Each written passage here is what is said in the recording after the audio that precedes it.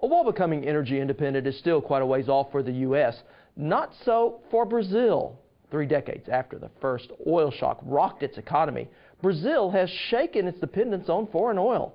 Now, more vulnerable than even the United States when the 1973 Middle East oil embargo sent gas prices soaring, Brazil vowed to kick its import habit, and they have. Today, the South American nation that once relied on exports for nearly 80% of its energy needs within the year will become energy self-sufficient. Well, while U.S. drivers may be soured over high gas prices, fueling up in Brazil is quite a bit sweeter. Vehicles here run on pure ethanol, extracted from Brazilian sugarcane, a homegrown alternative to importing oil. Their goal is to run the country on ethanol and be self-sufficient, and they're moving very rapidly in this direction.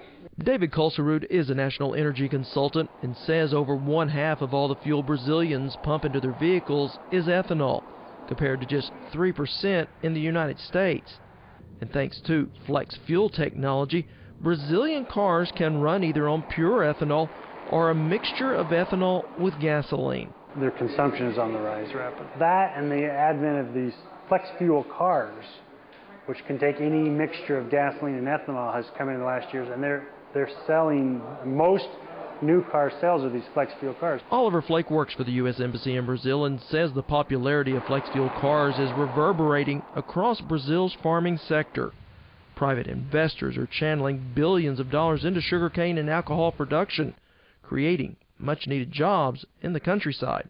Brazil is very, very, very bullish. They still have a lot of land that hasn't been developed yet, and they're going after it very aggressively. Well, exports of Brazilian ethanol have grown over 400% in just 3 years, making Brazil the world's top producer of renewable fuels.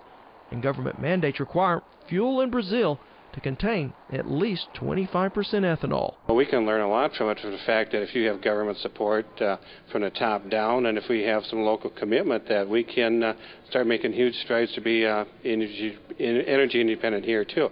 Meanwhile, ethanol remains little more than a boutique fuel in the United States, used predominantly to improve air quality rather than as a replacement for foreign oil, imported oil that will cost the U.S. well over $100 billion this year.